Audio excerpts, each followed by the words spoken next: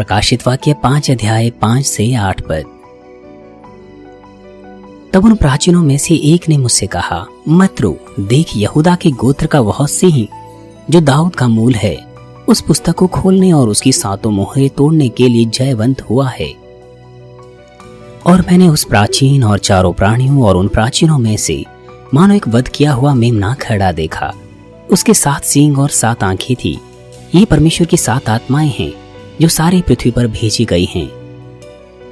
उसने आकर उसके दाहिने हाथ से जो सिंहासन पर बैठा था वह पुस्तक ले ली। और जब उसने पुस्तक ले ली तो वे 4 प्राणी और 24 प्राचीन उस मेमने के सामने गिर पड़े, और हर एक के हाथ में वीणा और धूप से भरे हुए सोने की कटोरी थी। ये तो पवित्र लोगों की प्रार्थनाएं हैं। मसीह में प्रिय भाई और बहनों और जीसीएन टीवी दर्शकों, प्रेरित यूहन्ना ने हमारे परमेश्वर के सिंहासन पर उसके दाहिने हाथ एक पुस्तक देखी जो अंदर और बाहर दोनों तरफ लिखी हुई थी और 7 मोहरों से मोहरबंद थी। इस पुस्तक में दर्ज की गई घटनाएं परमेश्वर की भविष्यवाणी और योजना अनुसार मनुष्य जुताई के करीब आने के अंतिम दिनों में होने वाली घटनाएं हैं। इस पुस्तक में लिखी हुई घटनाएं उस समय में प्रकट होगी जब वो मोहरें तोड़ दी जाएगी। इस पुस्तक की मोहरें किसी भी सामान्य व्यक्ति के द्वारा या किसी भी समय में तोड़ी नहीं जा सकती हैं। परमेश्वर के चयन किए हुए समय के अनुसार ही जो व्यक्ति उसे तोड़ने के योग्य हो, केवल उसी के द्वारा परमेश्वर की इच्छा अनुसार ही उसे तोड़ा जा सकता है। प्रेरित यूहन्ना ने पुस्तक की मोहरों को तोड़ने के योग्य व्यक्ति की तलाश की तो स्वर्ग में या पृथ्वी पर या पृथ्वी के नीचे कोई नहीं मिला। जब कोई व्यक्ति इन मोहरों को तोड़ता है तो मनुष्य जुताई के 6000 वर्षों का इतिहास उसका अंत हो जाएगा और परमेश्वर की योजना और प्रावधान पूरे हो जाएंगे। 7 साल का विवाह भोज, 1000 वर्ष का राज्य और स्वर्ग का अनंत जीवन, ये उन सभी लोगों के लिए है जिसकी लालसा में परमेश्वर की संतान है।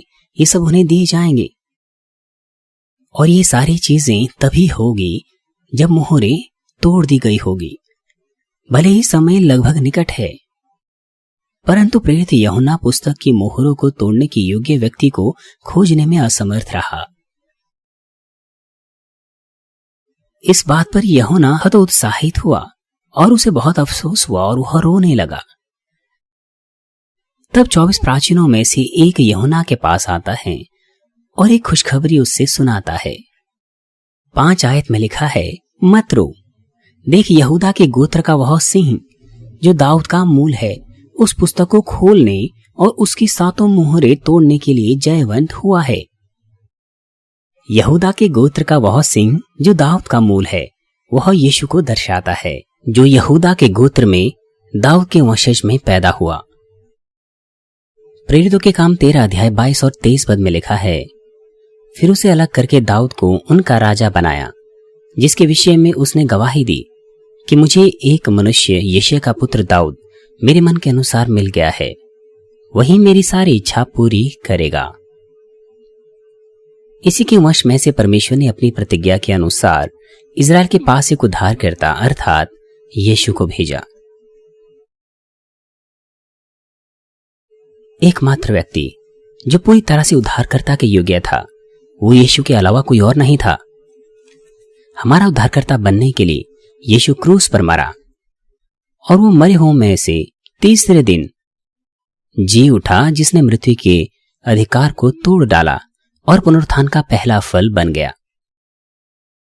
कोई भी जो विश्वास से पुनरुत्थानित प्रभु के साथ एक होता है वह पुनरुत्थान का फल बनकर उभरता है और उद्धार पाता है। दूसरे शब्दों में परमेश्वर के द्वारा उद्धार के फलों को काटने का प्रावधान हमारे प्रभु द्वारा मोहरों को तोड़ने के द्वारा पूरा होगा। इसका अर्थ है कि सारे अधिकार मनुष्य जुताई के अंतिम क्षण तक परमेश्वर के हाथों में है। भविष्य में शत्रु, दुष्ट और शैतान बड़े क्लेश के 7 वर्षों के दौरान सब कुछ अपने नियंत्रण में कर लेंगे, परंतु इसका अर्थ यह नहीं कि बड़े क्लेश का अधिकार उनके पास है। केवल जब हमारा प्रभु इस पुस्तक की मोहरों को तोड़ चुका होगा, तभी अंत के समय के लिए जो कुछ भी नियुक्त है वो घटित होगा। सारे के सारे क्लेश, आपदाएं जो इस धरती पर आएगी बड़े क्लेश काल के दौरान, वो सटीक रूप से, बिल्कुल सिद्ध और सटीक समय में बिना किसी त्रुटि के परमेश्वर के प्रावधान के अनुसार होगा। इन तमाम चीजों के ऊपर जो अधिकार है वो केवल हमारे प्रभु के द्वारा होगा। केवल वही उन मोहरों को तोड़ने की शर्तों को पूरा करता है। 24 प्राचीनों में से एक व्यक्ति जो परमेश्वर के ऐसे प्रावधान को जानता है, वो प्रेरित यूहन्ना के पास आता है और उसकी पहचान के बारे में उससे बताता है जो उन मोहरों को तोड़ने के योग्य है। और अब 24 प्राचीनों में से यूहन्ना को यह सूचना कौन देता है? बाइबल हमें एक व्यक्ति के बारे में बताती है जो यीशु मसीह के द्वारा उद्धार के प्रावधान को साफ रूप से समझता था और उसने इसे गहराई के साथ और तार्किक तरीके से व्यवस्थित किया। और यह प्रेरित पौलुस है। पौलुस ने कई पुराने नियम के अंशों का हवाला देकर यीशु मसीह के माध्यम से उद्धार के मार्ग को और भी अधिक दृढ़ किया। पौलुस ने मनुष्य जुताई के प्रावधान के विषय में और संसार के अंत के समय के विषय में बहुत ही स्पष्ट प्रकाशन प्राप्त किए। 24 प्राचीनों में प्रेरित पौलुस के अलावा कौन हो सकता था जिसने गहराई से समझा और जो समझा सकता था उसके विषय में जो पुस्तक की मोहरों को तोड़ सकता था। इन्हीं कारणों से ये प्रेरित पौलुस ही था जिसने प्रेरित यूहन्ना को इस मामले के बारे में बताया। और अब 6 पद में लिखा है, और मैंने उस सिंहासन और चारों प्राणियों और उन प्राचीनों के बीच में मानो एक वध किया हुआ मेमना खड़ा देखा। उसके 7 सींग और 7 आंखें थी। ये परमेश्वर की 7 आत्माएं हैं जो सारी पृथ्वी पर भेजी गई है।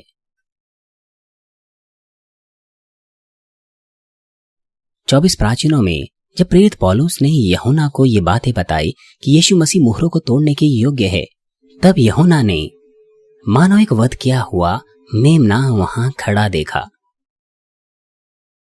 मेमना यीशु को दर्शाता है। मेमने सब जानवरों में सबसे नम्र माने जाते हैं, बहुत आज्ञाकारी होते हैं और मनुष्य को कोई नुकसान नहीं पहुंचाते। उनके पास कोई बुराई नहीं होती जिसके द्वारा वो दूसरों से लड़ाई करे, झगड़ा करे या दूसरों को काटें। वो लोगों को उनके लाभ की चीजें देते हैं, जैसे कि ऊन है, मांस है, हर चीज। तदनुसार यीशु ने जो कुछ उसके पास था हमारे लिए बलिदान किया और हमें केवल लाभ दिया, जिस तरह से एक मेमना करता है। यीशु को मेमने के रूप में संदर्भित इसीलिए किया गया है क्योंकि वह दोष रहित है और शुद्ध है, जिसमें कोई दोष और दाग नहीं है, जिस प्रकार से एक निर्दोष मेमना होता है।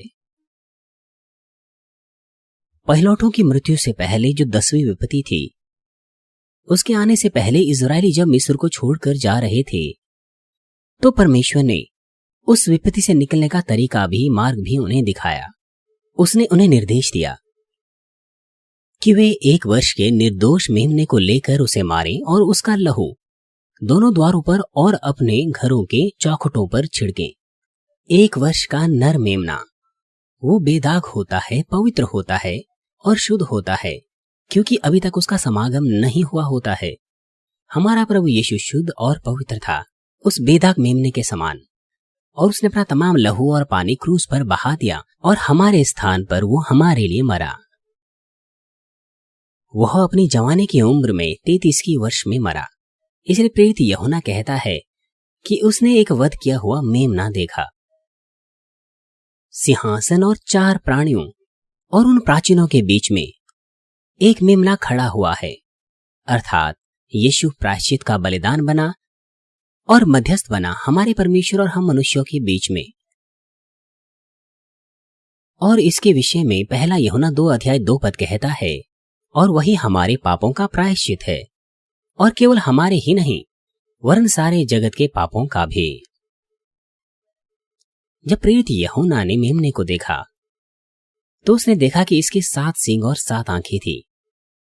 कुछ प्रचारक नए विश्वासियों को मेमना दर्शाते हैं, परंतु केवल मेमना ही जिसे बाइबल दर्शाती है वो हमारा प्रभु है। पुराने और नए नियम में मेमने के बहुत सारे संदर्भ है और वो सब हमारे प्रभु को दर्शाते हैं। जब यीशु ने पतरस को आदेश दिया कि मेरी भेड़ों की चरवाही कर, तो वो अपने चेलों को कह रहा था कि लोगों की चरवाही हमारे प्रभु के सुसमाचार से करें। 7 आंखें परमेश्वर की 7 आत्माएं हैं जो पूरी धरती पर भेजी गई हैं। जैसे कि मैंने आपको पहले से ही बता दिया है, हमारा परमेश्वर इस धरती पर सब बातों को देखता और सब बातों का निरीक्षण परमेश्वर की 7 आत्माओं के द्वारा करता है। परमेश्वर हृदय, विचार, इस धरती पर हर व्यक्ति के कामों को देखता है और 7 आत्माओं के मापदंड के नतीजे के अनुसार निर्णय लेता है कि क्या आप उत्तर और आशीषें प्राप्त कर सकते हैं या नहीं। जिस वजह से 7 आत्माएं 7 आंखों के द्वारा दर्शाई गई है, वो इसीलिए क्योंकि 7 आत्माएं निगरानी करने और हर एक को मापने का काम करती हैं। 7 अंक का अर्थ है सिद्ध। 7 आंखों के द्वारा परमेश्वर की 7 आत्माएं पूरी तरह से सब कुछ देखती हैं और अपनी नजरों से कुछ भी ओट नहीं होने देती और सब कुछ बिना किसी त्रुटि के मापती हैं। प्रकाशित वाक्य 4 अध्याय 5 पद में परमेश्वर की 7 आत्माएं 7 दीपक के रूप में दर्शाई गई हैं। वो इसीलिए क्योंकि 7 आत्माएं सब कुछ को उज्जवल प्रकाश में ला देती हैं, जो चाहे किसी भी रहस्यात्मक स्थान और अंधकार में क्यों ना छिपी हो, और साफ रूप से उसे देखती हैं। इसीलिए परमेश्वर 7 आत्माओं को 7 दीपक और 7 आंखों के द्वारा दर्शाता है ताकि हम और भी बेहतर इसे समझ सकें। तो फिर 7 सिंह क्या दर्शाते हैं? बाइबल में सिंहों के कई अर्थ पाए जाते हैं। भजन संहिता 18 अध्याय 2 पद में लिखा है, यहोवा मेरी चट्टान, मेरा गढ़ और मेरा छुड़ाने वाला है। मेरा ईश्वर मेरी चट्टान है जिसका मैं शरणगत हूं। वही मेरी ढाल, मेरी मुक्ति का सींग और मेरा ऊंचा गढ़ है। यहां पर सींग का मतलब है अधिकार, सामर्थ्य, ताकत और मदद। लूका 1 अध्याय 69 पद कहता है, और अपने सेवक दाऊद के घराने में हमारे लिए एक उद्धार का सींग निकाला। यहां पर सींग का अर्थ है न केवल ताकत और सामर्थ्य, बल्कि एक राजा या एक शासक दर्शाता है। भजन संहिता 75 अध्याय 5 पद कहता है, अपना सींग बहुत ऊंचा मत कर, ना सिर उठाकर डिठाई की बात बोलो। यहां पर सींग स्वार्थ, घमंड, स्वयं की धार्मिकता और विचारों की रूपरेखाओं को दर्शाता है। यदि आप अपने अभिमान, अपने घमंड, स्वयं की धार्मिकता और विचारों की रूपरेखाओं में ढिठाई करें तो आप आत्मा में नहीं आ सकते। आत्मा में आने के लिए आपको उन्हें नाश कर लेना है। जब आप परमेश्वर का वचन सुनते हैं तो आप अपने आप में सोचिए कि हाँ, ये संदेश तो मुझ पर लागू होता है, और अपने आप को जांचिए और उन चीजों को दूर कीजिए जो जरूरी हैं, जिनकी रूपरेखाएं और स्वयं की धार्मिकता बहुत कठोर होती हैं। वो अंगीकार तो करते हैं कि परमेश्वर से प्रेम करते हैं, परमेश्वर के वचनानुसार जीते हैं, मगर अपने अंदर की बुराई को ढूंढने में असफल हो जाते हैं। इसलिए जितने भी संदेश वो सुनते हैं उन्हें लगता है कि यह दूसरों के लिए है। यह संदेश तो डीकन स्मिथ के लिए है, डीकन जॉनसन के लिए है। आप कभी नहीं सोचते कि ये आपकी गलती है। इस तरह की स्वयं की धार्मिकता और रूपरेखाएं जब नाश होती हैं, तब आप अपने आप को देख पाते हैं, तब आप एहसास कर पाते हैं कि आप कितना अनदेखा करने वाले थे, कितने अनुचित थे, और आपको परमेश्वर के वचनानुसार जीना चाहिए था। सींग के इन 3 अर्थों में मेमने के 7 सींग यहां पर राजा या शासक को दर्शाता है। इसलिए हमारा प्रभु जो मेमना है उसके 7 सींग है। वो हमारा सिद्ध राजा और शासक है। वो हर घटनाओं, हर तत्वों को जो मनुष्य जुताई के है उन्हें देखता और उन्हें चलाता है। इस प्रकार से 7 सींग, मेमने के 7 सींग, इसका अर्थ है हमारा प्रभु यीशु इस पूरी धरती पर देखता है और सटीक रूप से न्याय करता है, और सब बातों का शासक होने के नाते पूरी सृष्टि पर राज करता है। क्योंकि 7 आत्माएं सब कुछ देखती हैं और उसे संचालित करती है, इसलिए 7 सिंह 7 आत्माओं को दर्शाते हैं जो देखते और सब बातों का संचालन करते हैं। और यह तथ्य कि 7 सिंह 7 आत्माओं को दर्शाते हैं हम यहाँ देख सकते हैं कि 7 आत्माएं एक और अलग भूमिका अदा करती हैं। वो है अनुशासित करना और प्रत्येक के हृदय को शुद्ध करना। 7 आत्माएं न केवल सटीक रूप से प्रत्येक व्यक्ति के हृदय को मापती हैं, बल्कि यह भी जांचती हैं कि उनमें किस तरह की कमी है, ताकि वे चंगे हो सके। सींगों का अर्थ बेधने से भी है, और उसी प्रकार से आत्मिक रूप से सींग उन यंत्रों का काम करते हैं जो बेधने और प्रत्येक व्यक्ति के हृदय को संशोधित करने के लिए इस्तेमाल किए जाते हैं। मान लीजिए आपका हृदय इस तरह के सींगों से भरा है, जैसे कि स्वार्थ, स्वयं की धार्मिकता, रूपरेखाएं, तो कितनी बार आपने दूसरों के हृदय को उन सींगों के द्वारा छेदा है। ऐसा करने से दर्द होता है कि नहीं? जब कोई आपको कुछ चुभोता है तो क्या दर्द नहीं होता? आपका हृदय टूट जाता है जब आपको कोई चुभोता है। परंतु यह सब आत्मा में आने से पहले होता है। इन सींगों के चुभने के परिणाम स्वरूप जो विशेषता उत्पन्न होती है, वह औजार के रूप में दूसरों के हृदय को शोधित करती हैं। जब आपको कुछ चुभाया जाता है, आपको जागृत होना चाहिए, बदल जाना चाहिए, परंतु बहुत सारे लोग बजाय इसके अपने हृदय में ठेस पहुंचा लेते हैं और बागी हो जाते हैं और दुर्भावनाएं रखने लगते हैं। और जब इन सींगों से आपको चुभाया जाता है, तो हृदय के अनुशासन के परिणाम स्वरूप आप और भी सिद्ध व्यक्ति बनकर सामने आते हैं। हालांकि आपको जानबूझकर दूसरों के हृदय को अनुशासित करने के लिए सींगों को चुभोने का काम नहीं करना चाहिए। जब कोई और आपके हृदय को अनुशासित करने के लिए अपने सींगों से आपके हृदय को चुभोता है, तो आपको धन्यवाद से उसे पार करना है। जो लोग आमीन कहते हैं जब उन्हें चुभोया जाता है और सभी चीजों को आमीन से ग्रहण करते हैं, वो तेजी से इसे पार कर लेते हैं। गुस्सा करने, अपनी आवाज ऊंची करने, अपने हृदय में दुर्भावनाएं रखने, अपने अंदर बैर रखने के बजाय उन लोगों के लिए जो आपको चुभोते हैं, बल्कि सभी चीजों को आमीन से ग्रहण करना और ये कहना कि ये मेरी गलती है, ये मेरा गलत काम है, मैं बदल जाऊंगा। यही अच्छा है। जैसा कि आप जानते हैं, यही अच्छा है परमेश्वर की दृष्टि में। इस तरह के लोग जिनकी बुराई दूर हो जाती है, इस तरह के लोग भलाई और आत्मा में बदल जाते हैं, प्रेम, सजनता और दीनता से भर जाते हैं और हमारे प्रभु के सदृश बन जाते हैं। इसीलिए यदि आपको चुभोया जाता है, तो उस चुभन को आनंद का स्रोत बनाकर आप तेजी से उस अनुशासन को पार करें। क्यों अपने आप को आप पीड़ा देते हैं, क्लेश महसूस करते हैं, अपने आप को इस तरह की बुराइयों से भर लेते हैं, जैसे कि दुर्भावनाएं, गलतफहमी रखना, दोष लगाना, निंदा करना? जब आप उन्हें दूर कर देंगे तो आपकी खुशी का कोई ठिकाना नहीं होगा। जिस प्रकार से सींग हृदय को अनुशासित करने के औजार को दर्शाते हैं, उसी प्रकार से 7 सींग न केवल प्रत्येक हृदय को देखते हैं, बल्कि एक मार्गदर्शक की भूमिका भी अदा करते हैं, जो प्रत्येक के हृदय को छूते हैं और उन्हें अनुशासित करते हैं और उन्हें योग्य बनाते हैं कि उस मापदंड के मानक पर खरे उतर सकें। दूसरे शब्दों में 7 आत्माएं सिर्फ साधारण रूप से सब कुछ देखती और मापती ही नहीं हैं, बल्कि एक महत्वपूर्ण भूमिका अदा करती हैं हमारी अगुवाई करने के लिए, कि हम उस मापदंड पर पहुंच सके कि परमेश्वर से उत्तर प्राप्त कर सकें।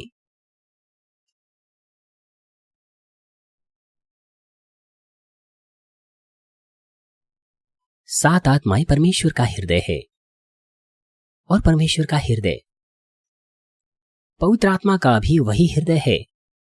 इसीलिए 7 आत्माओं में हमारे सहायक पवित्र आत्मा का स्वभाव भी पाया जाता है।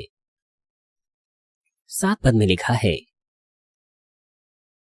और उसने उसके दाहिने हाथ से जो सिंहासन पर बैठा था वह पुस्तक ले ली। उसने अर्थात मेमने ने। हमारा प्रभु जो मेमना है, केवल वही एकमात्र व्यक्ति जो इन किताबों की मोहरों को तोड़ने के योग्य था। वो हमारे पिता परमेश्वर के दाहिने हाथ से उस पुस्तक को ले लेता है। हमारे पिता परमेश्वर पूरी तरह से योग्य है उन सीलों को तोड़ने और सब कुछ को पूरा करने के, मगर उन्होंने सारा अधिकार हमारे प्रभु को दिया है और अपने पुत्र को वो अधिकार देकर हमारे प्रभु के नाम में सब कुछ पूरा करने को ठहराया है।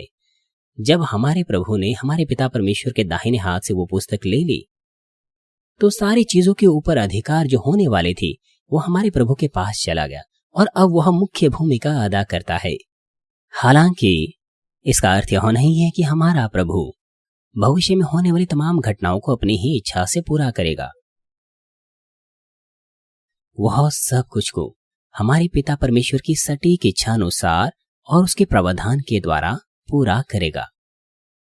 वास्तविक अर्थ यह है कि उन मोहरों को तोड़ना और सब चीजों को चलाना वो हमारे प्रभु के द्वारा पूरा किया जाएगा। 8 पद में लिखा है, और जब उसने पुस्तक ले ली तो वे चारों प्राणी और 24 प्राचीन उस मेमने के सामने गिर पड़े और हर एक के हाथ में वीणा और धूप से भरी हुए सोने के कटोरे थे। ये तो पवित्र लोगों की प्रार्थनाएं हैं।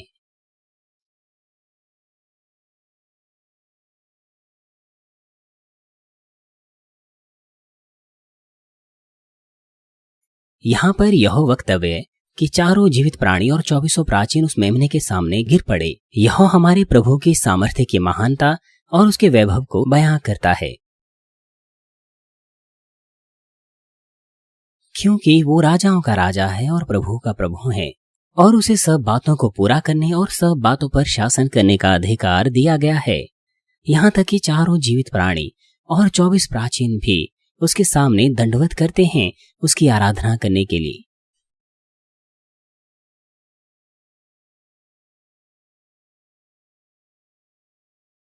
और यह आयत हमें बताती हैं वीणा के बारे में और सोने के कटोरे के बारे में। वीणा और सोने का कटोरा वो स्तुति और प्रार्थनाओं के परिमाण को मापने का काम करती हैं। वीणा आपकी स्तुतियों को मापती है जो आप परमेश्वर के सामने अर्पण करते हैं। निर्भर करता है कि स्तुतियों के समय कितना आनंद और धन्यवाद के साथ आप स्तुतियां करते हैं। सोने का कटोरा आपकी प्रार्थनाओं की सुगंध को मापती है। सोने का कटोरा उस सुगंध से भरा होता है जो पवित्र लोगों की प्रार्थनाएं हैं। प्यारे भाई और बहनों, सारी की सारी प्रार्थनाएं और स्तुतियां जो आप परमेश्वर को अर्पण करते हैं वो सुगंध में बदल जाती है और परमेश्वर के पास चली जाती हैं। स्वर्ग में प्रत्येक व्यक्ति के लिए एक स्वर्गदूत नियुक्त है और वो हर एक स्वर्गदूत इस धरती पर हर एक व्यक्ति के द्वारा अर्पण की गई प्रार्थना और स्तुतियों की सुगंध को प्राप्त करते हैं और परमेश्वर के सिंहासन के सम्मुख लाते हैं। हालांकि वो हिम्मत नहीं कर सकते कि परमेश्वर के सम्मुख आ सकें।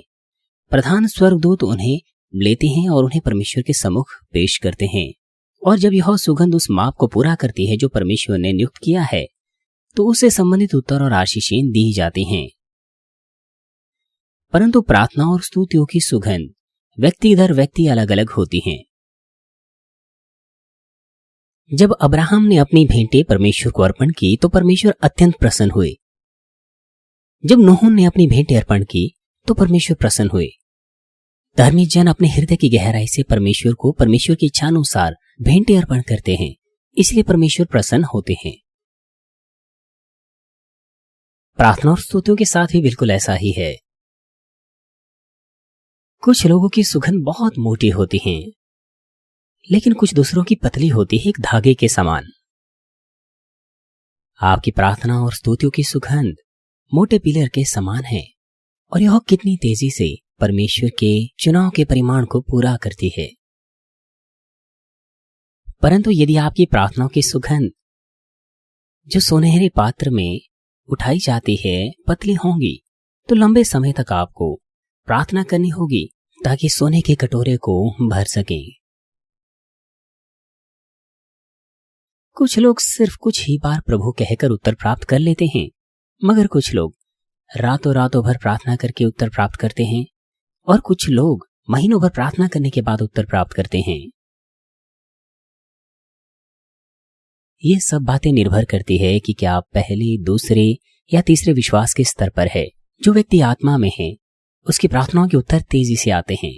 मांगो तो तुम्हें दिया जाएगा, खोजो तो तुम पाओगे, खटखटाओ तो तुम्हारे लिए खोल दिया जाएगा। आत्मा के लोग तुरंत ही परमेश्वर से उत्तर प्राप्त करते हैं। ये चिन्ह उनके साथ होंगे जो विश्वास करते हैं ये चिन्ह उनके साथ होंगे। पहला यूहन्ना में हमें मिलता है, यदि हमारा हृदय हमें दोष ना दे तो जो कुछ हम उसे मांगते हैं हम उसे पाते हैं। परमेश्वर हमें उत्तर देता है। जिस प्रकार से हमारा प्राण समृद्ध होता है, सब बातों में हम समृद्ध होंगे। हम सब बातों में आशीष पाएंगे जहां भी जाएंगे, मगर ये आत्मा में आने के बाद ही संभव है। जो व्यक्ति संपूर्ण आत्मा में आ गया है वो परमेश्वर को प्रसन्न करता है। जो कुछ भी वो अपने हृदय में इच्छा करता है परमेश्वर उसे उत्तर देता है। आत्मा और संपूर्ण आत्मा में आने वाले लोगों की हृदय की इच्छाओं को परमेश्वर पूरा करता है। कुछ लोगों की सुगंध बहुत मोटी होती है, मगर कुछों की पतली होती है धागे के समान। कुछ लोगों की सुगंध बहुत ज्यादा ताकतवर होती है, मगर कुछों की बहुत कमजोर होती है। इसका मतलब है कि कुछ प्रार्थनाएं और स्तुतियां दूसरों की तुलना में परमेश्वर के सामने कहीं ज्यादा प्रसन्नदायक होती हैं। मान लीजिए 2 लोग शुक्रवार रात्रि सभा में या दानियल प्रार्थना सभा में आए। परमेश्वर एक की स्तुतियों से प्रसन्न हो सकता है और दूसरे से नहीं हो सकता। एक व्यक्ति की स्तुति मोटे खंभे के समान है और दूसरे की एक धागे के समान हो सकती है, या फिर हो सकता है वो परमेश्वर तक बिल्कुल भी ना पहुंचे। यदि आप सिर्फ प्रार्थनाओं में बुड़बुड़ाएं तो क्या वो परमेश्वर तक पहुंचेगी? यदि आप काल्पनिक विचारों से घिरे हुए हैं तो क्या आपकी प्रार्थना और स्तुति परमेश्वर तक पहुंचेगी? और साथ ही जब आप हृदय से स्तुति नहीं करते, ये सब बिल्कुल अलग अलग है। जब आप एक ही प्रार्थना विषय पर प्रार्थना कर रहे हो तो उत्तर प्राप्त करने के लिए आवश्यक समय प्रत्येक की प्रार्थना के घनत्व के आधार पर अलग अलग होता है। आप में से कुछ लोग समय के परिमाण को एक दिन में ही पूरा कर सकते हैं अपनी प्रार्थना के मोटे घनत्व के द्वारा, या आप में से कुछ ऐसे हो सकते हैं जिन्हें 7 या 10 दिनों से भी ज्यादा प्रार्थना करनी पड़ती हो उसी परिमाण को पूरा करने के लिए। और अब आपको ये याद रखना है कि कुछ प्रार्थनाओं की सुगंध स्वर्ग तक नहीं पहुंच पाती है। यदि आपने पाप की बड़ी दीवार परमेश्वर के सामने खड़ी की हो तो वो कभी भी आपकी प्रार्थना नहीं सुनेगा। यशायाह 59 अध्याय 1 और 2 पद में यहां लिखा है, सुनो, यहोवा का हाथ ऐसा छोटा नहीं हो गया कि उद्धार न कर सके, न वह ऐसा बहरा हो गया कि सुन ना सके। क्योंकि तुम्हारे हाथ हत्या से और तुम्हारी उंगलियां अधर्म के कामों से अपवित्र हो गई हैं।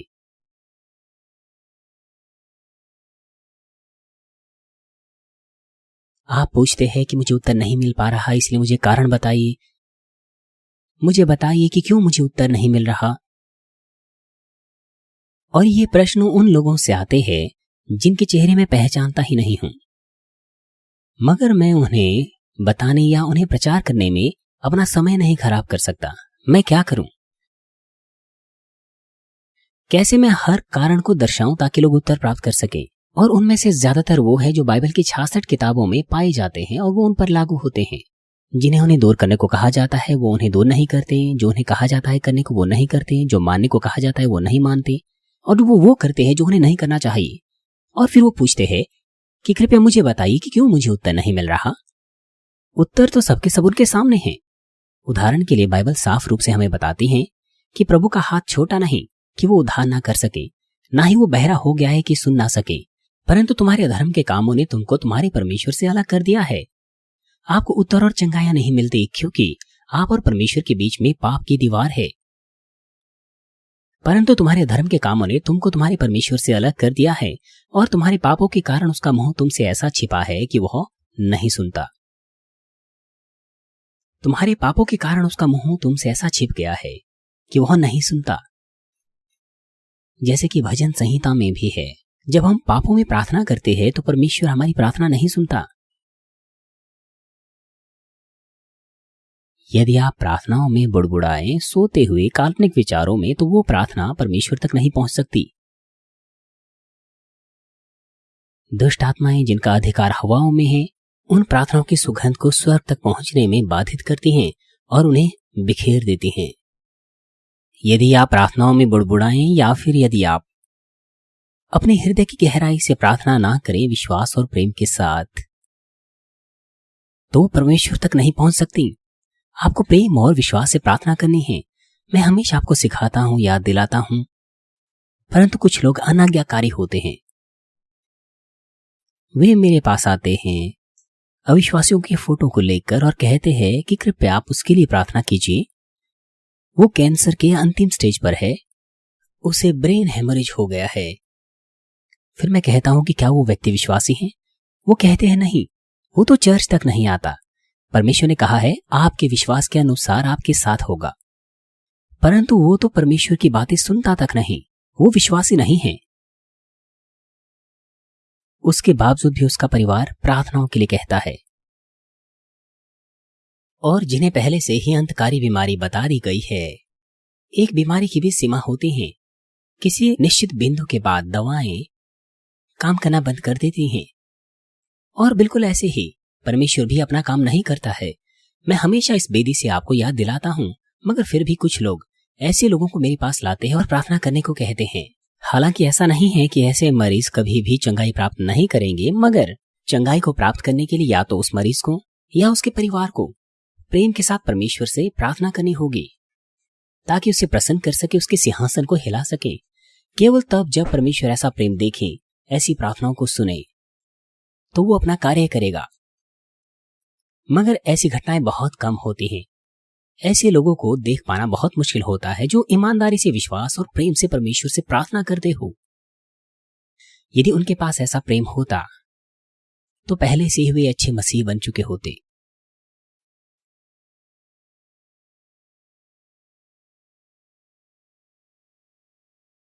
इसलिए यदि 7 आत्माएं किसी शर्त को पूरा नहीं पाती हैं, तो दुष्ट आत्माएं जिनका अधिकार हवाओं में है, उस प्रार्थना की सुगंध को स्वर्ग के राज्य में जाने से रोकती हैं और उसे बिखेर देती हैं। केवल वही प्रार्थना की सुगंध जो परमेश्वर के सामने चढ़ाए जाने की योग्य है, वही सोने की कटोरी में डाली जा सकती है और परमेश्वर को सौंपी जा सकती हैं। तो फिर क्यों परमेश्वर प्रार्थना की सुगंध को सोने के कटोरे में प्राप्त करता है?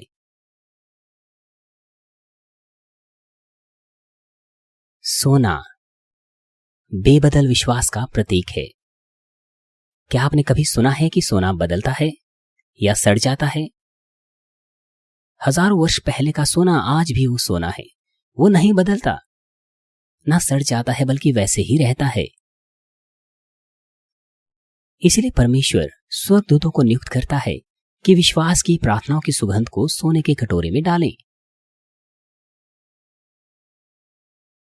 धूप से भरा हुआ सोने का कटोरा, इसका अर्थ है मनुष्य जुताई की समाप्ति का समय बहुत करीब है। दूसरे शब्दों में, वो समय लगभग आ चुका है जब परमेश्वर तमाम प्रार्थना और स्तुतियों को मापेगा जो हर एक व्यक्ति ने परमेश्वर को अर्पण की है। और अब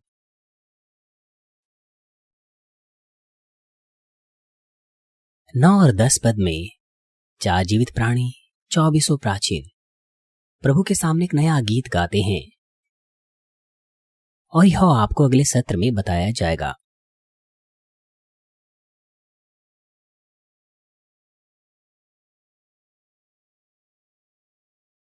मसीह में प्रिय भाई और बहनों, आज के संदेश के द्वारा आपने सीखा है कि आपकी हर एक प्रार्थना, हर स्तुतियां वो सुगंध में बदल जाती हैं और वह सुगंध परमेश्वर के सिंहासन के सामने पहुंचाई जाती हैं। इसलिए यदि आप किसी बात के लिए प्रार्थना करें, तो क्या उसकी सुगंध से सोने का वह कटोरा तेजी से नहीं भरना चाहिए? जब आप प्रार्थना करें तो आप मत सोइए, स्तुति करिए, प्रार्थना करिए अपने हृदय की गहराई से, चाहे दानियल प्रार्थना सभा हो, चाहे शुक्रवार रात्रि सभा हो। इसी तरह से आप सोने के कटोरे को तेजी से भर सकते हैं। इसी तरह से आप तेजी से परमेश्वर से उत्तर प्राप्त कर सकते हैं। आपने ये भी सुना कि कुछ स्तुतियां, कुछ प्रार्थना कभी भी स्वर्ग में नहीं पहुंच सकती, चाहे आप कितनी ही स्तुतियां या प्रार्थना क्यों ना करें। ऐसा कब होता है? जो प्रार्थना विश्वास के बगैर, आत्मिक प्रेम के बगैर होती है, वो परमेश्वर तक नहीं पहुंच सकती। परमेश्वर के पास कोई कारण नहीं होता कि ऐसी प्रार्थनाओं को सुने या ऐसी प्रार्थना का उत्तर दे जो बुरी तरह से या काल्पनिक विचारों में की गई हो।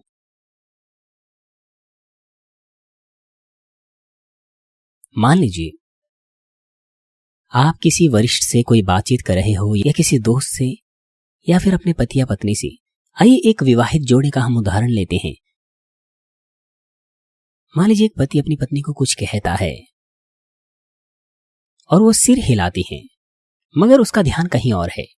उसका ध्यान अपने पति की बातों पर नहीं है, वो किसी और ही बात पर ध्यान लगाए हुई है। पति क्या बोल रहा है या क्या उसे कुछ सिखा रहा है, लेकिन पत्नी नहीं सुन रही, लेकिन वो सिर हिलाती है। पति इस बात से खुश नहीं होगा, उसे ऐसा लगेगा कि उसकी पत्नी उसे अनदेखा कर रही है, हालांकि वो ईमानदारी से उसे कुछ बताने की कोशिश कर रहा है। वो उसकी बात पर ध्यान नहीं दे रही, लेकिन दिखावा ऐसे कर रही है जैसे मानो वो सुन रही हो। ऐसा नहीं होना चाहिए। अगर पति उसे कुछ बता रहा है जो शायद उसके साथ हुआ हो या उसकी कार्यशाला में हुआ हो, और जो पत्नी है वो सो रही हो, क्या ये सही है? और यदि किसी वरिष्ठ के सामने आप बात कर रहे हो, तब क्या होगा? ऐसी प्रार्थना, ऐसी स्तुतियां कभी परमेश्वर तक नहीं पहुंच सकती। मगर कुछ ऐसे हैं जो बहुत अच्छे से प्रार्थना करते हैं। वो अपनी पूरी ऊर्जा से प्रार्थना करते हैं, मगर उनका हृदय, उनका मन वो कहीं और भटक रहा होता है। यद्यपि उनका मन, उनका हृदय भटक जाता है, मगर फिर भी वो अच्छे से स्तुतियां गाते हैं। इसलिए निर्भर करता है कि किस तरह की सुगंध में आपकी प्रार्थना, आपकी स्तुतियां बदल जाती हैं। तो चाहे किसी व्यक्ति की गायिका कितनी ही बुरी क्यों ना हो, परमेश्वर उसकी आवाज या उसकी निपुणता के परिमाण को नहीं मापता, बल्कि परमेश्वर उसकी स्तुतियों की सुगंध जो हृदय से आती है उसे ग्रहण करता है। कितना ईमानदारी से, कितना खराई से आप परमेश्वर के हर वचन को जो गीत में है उस पर मनन करते हैं और उसे परमेश्वर के लिए गाते हैं। उदाहरण के लिए, मान लीजिए आप संपूर्ण रात्रि सभा में हैं और रात भर परमेश्वर के लिए स्तुतियां गा रहे हैं, मगर ये कितना दुखद है अगर परमेश्वर आपकी स्तुतियों की सुगंध को प्राप्त ना कर सके।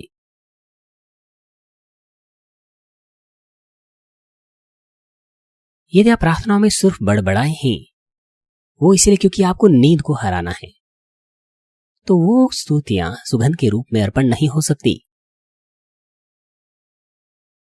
प्रार्थनाओं के साथ भी ऐसा ही है। महत्वपूर्ण बात यह नहीं है कि कितनी अच्छी तरह से आप प्रार्थना करते हैं, मगर जो महत्वपूर्ण बात है वो है आपकी ईमानदारी और हृदय का व्यवहार जिसके द्वारा आप प्रार्थना करते हैं।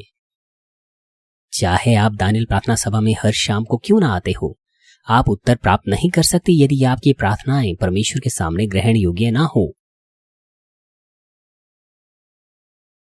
तो फिर आप प्रार्थना करना छोड़ देंगे और आप कहेंगे कि वो तो मुझे कभी उत्तर नहीं देता, चाहे मैं कितनी ही प्रार्थना क्यों ना करूं।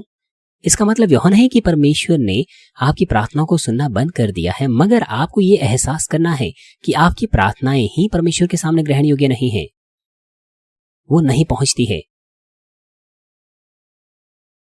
इसलिए आपको अपने आप को जांचना चाहिए। इसलिए मैं विनती करता हूं कि इस बात को आप अपने मन में रखें और प्रार्थना करें, ऐसी प्रार्थना, ऐसी स्तुति कि हर क्षण में वह परमेश्वर के सामने पहुंचे और मोटी और ताकतवर सुगंध वो बन करके ऐसी योग्य बने कि उसके सिंहासन को हिला सके। कई परिवार मेरे ऑफिस में आए थे, उन्होंने भी ऐसा ही कहा।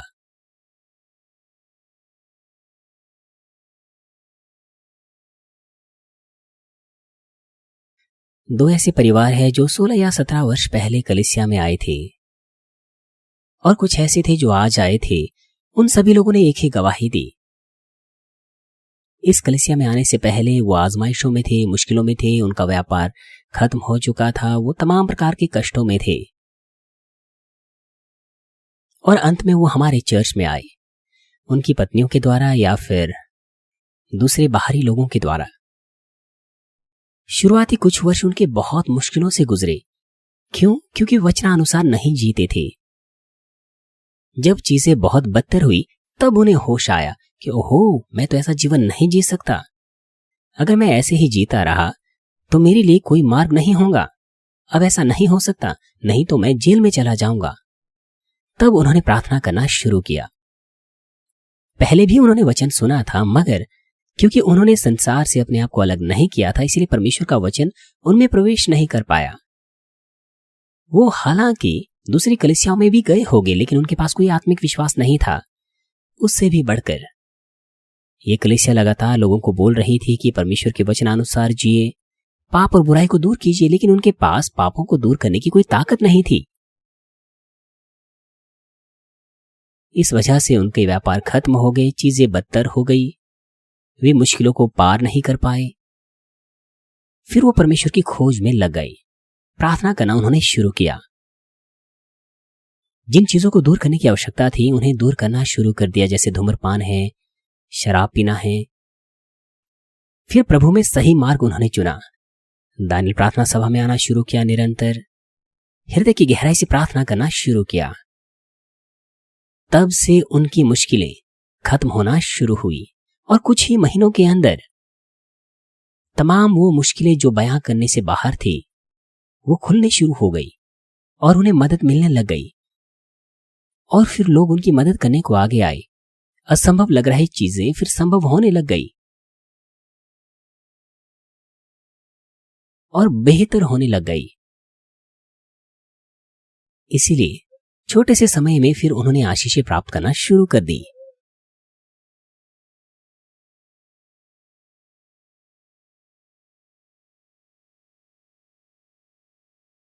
हमेशा की तरह परमेश्वर का वचन बिल्कुल सटीक है। ये बाइबल में लिखा हुआ है, बाइबल की 66 किताबों में। इसमें भेद पाया जाता है उत्तर पाने का, आशीषों पाने का, और कैसे हम बीमारियों से बच सकते हैं। ये सब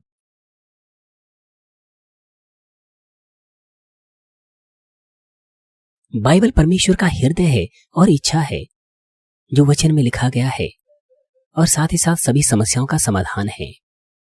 यदि आप वचनों को सुने सावधानी से और उसे याद रखें, उसे माने, वचनानुसार जिए, तो फिर किसको उत्तर नहीं मिलेगा। हर प्रकार की बुराई से बचे रहो। आपको क्या करना है? सिर्फ उन्हें दूर करना है। यदि आपकी प्रार्थनाओं की सुगंध जिसमें कोई बुराई ना हो बल्कि प्रेम और आपकी सज्जनता की हृदय से भरी हो, वो स्वर्ग में एक मोटे खंभे के समान उठाई जाए, तो कितना तेजी से आप उत्तर प्राप्त करेंगे। यदि आपकी प्रार्थनाएं, स्तुतियां परमेश्वर के सिंहासन के सामने कड़ी और सुंदर सुगंध के रूप में उठाई जाएं, जिससे परमेश्वर का हृदय प्रभावित हो सके, तो परमेश्वर अपने सिंहासन पर खड़ा उठेगा और देखेगा कि ऐसी सुंदर सुगंध किसने अर्पण की है।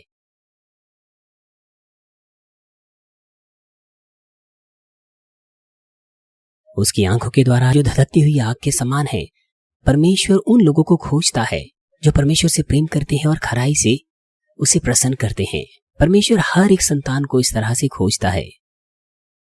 जब डीकन स्तिफनुस को पथराव करके मारा डाला जा रहा था, तब हमारे प्रभु ने क्या किया? बाइबल में क्या लिखा है उसके विषय में? क्या वो पिता परमेश्वर के सिंहासन के दाहिने हाथ सिर्फ बैठा हुआ था? नहीं, बाइबल में ये नहीं लिखा है। खुली हुई आत्मिक आंखों के द्वारा स्तिफनुस ने स्वर्ग को खुला हुआ देखा और हमारे प्रभु को परमेश्वर के दाहिने हाथ खड़ा हुआ देखा। क्यों? क्या उसे बैठा हुआ नहीं होना चाहिए था? स्तिफनुस, जिसे हमारा प्रभु सचमुच प्रेम करता था, जिसे उसने अपनी सामर्थ्य दी थी, वो पथराव करके मारा डाला जा रहा था और उसका उसमें कोई दोष भी नहीं था। जाहिल लोग स्तिफनुस पर दोष लगा रहे थे ईश निंदा के लिए और पथराव करके मार डालने वाले थे। और जब स्तिफनुस ने कहा कि उसने स्वर्ग को खोला हुआ देखा और हमारे प्रभु को परमेश्वर के दाहिने हाथ खड़ा हुआ देखा, तो वे और भी अधिक क्रोध से भर गए। उनके लिए ऐसा था जैसे स्तिफनुस ईश निंदा कर रहा है। स्तिफनुस ने केवल वही कहा जो उसने देखा। उसके अंदर किसी प्रकार की बुराई नहीं थी। वो प्रेम से, सज्जनता से भरा था। उसके पास ऐसा विश्वास था कि वो शहीदों की मृत्यु मर सकता था। वो पवित्र हो चुका था। परमेश्वर ने उसे अपनी सामर्थ्य दी थी और उसे सामर्थ्यकारी रीति से इस्तेमाल किया। इसीलिए उसकी आत्मिक आंखें खुली हुई थी और उसने स्वर्ग को खुला हुआ देखा और हमारे प्रभु को परमेश्वर के दाहिने हाथ खड़ा हुआ देखा। उस आपातकालीन स्थिति में कैसे हमारा प्रभु अपने सिंहासन पर बैठा हुआ रह सकता था? स्तिफनुस को पथराव करके मारा डाला जा रहा था। क्या आपको लगता है कि हमारा प्रभु वहां पर तसल्ली से बैठता? बेशक वो अपने पांव पर खड़ा होकर सब कुछ को बहुत करीबी से देख रहा था। जब आपकी प्रार्थनाओं की सुगंध एकत्र होती हैं और परमेश्वर के राज्य को पूरा करने के लिए प्रयोग में आती हैं, तो कोई भी आपकी प्रार्थनाएं असफल नहीं होती हैं, बल्कि हर एक प्रार्थना अंतिम दिन में बड़े प्रतिफल के रूप में दी जाएगी। और दूसरी तरफ चाहे आपने कितनी ही प्रार्थना क्यों ना की हो, आपकी प्रार्थनाओं का कोई भी प्रतिफल नहीं होगा अगर परमेश्वर उसे ग्रहण ना करें। इसलिए मैं आपसे ईमानदारी से विनती करता हूं कि हर क्षण की प्रार्थना और स्तुतियों को सिद्ध सुगंध के रूप में आप अर्पण करें। भजन संहिता 102 अध्याय 1 पद में लिखा है, हे यहोवा, मेरी प्रार्थना सुन, मेरी दुहाई तुझ तक पहुंचे।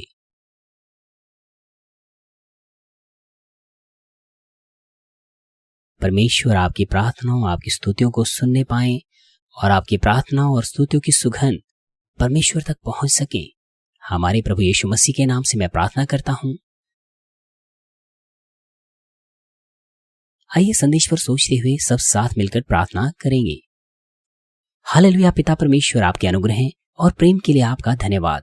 हमें आशीष दीजिए ताकि ये संदेश हमें जीवन और विश्वास बन सकें।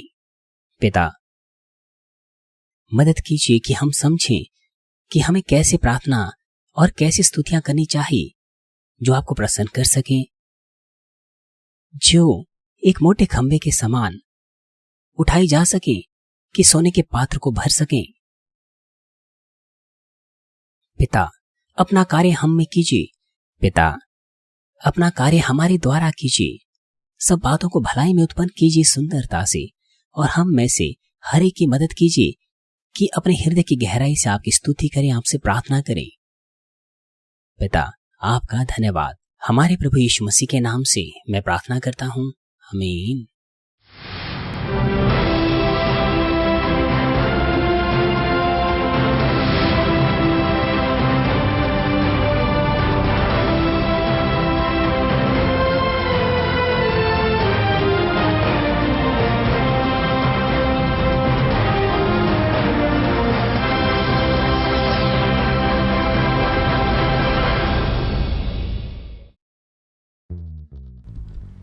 अब आप प्राप्त कर सकते हैं GCN TV हिंदी पर होने वाली तमाम लाइव मीटिंग्स की जानकारी और तमाम लेटेस्ट वीडियोस को इस वीडियो के नीचे दिए गए लाल बटन को प्रेस करें और बेल आइकन को दबाना बिल्कुल ना भूलें। या फिर आप जा सकते हैं YouTube पेज पर और टाइप करें सर्च बॉक्स में GCN TV Hindi. GCN TV Hindi page को खोलें और दिए गए लाल बटन को प्रेस करके सब्सक्राइब कर लीजिए और साथ ही बेल आइकन को दबाइए ताकि आप तमाम लेटेस्ट वीडियोस, लाइव इवेंट्स और लाइव मीटिंग्स के नोटिफिकेशंस प्राप्त कर सकें और हमारे साथ हमारे हर प्रोग्राम में शामिल हो सकें। और साथ ही लाइक कीजिए हमारे सभी वीडियोस को और मदद कीजिए अधिक से अधिक लोगों तक पहुंचाने में। कमेंट सेक्शन में हमें इंतजार रहेगा आपकी राय, आपके अनुभव और आपके प्रश्नों का। तो कमेंट सेक्शन में अपने कमेंट्स को देना बिल्कुल ना भूलें और इसी प्रकार से आनंद लीजिए परमेश्वर के गहरे आत्मिक वचनों का।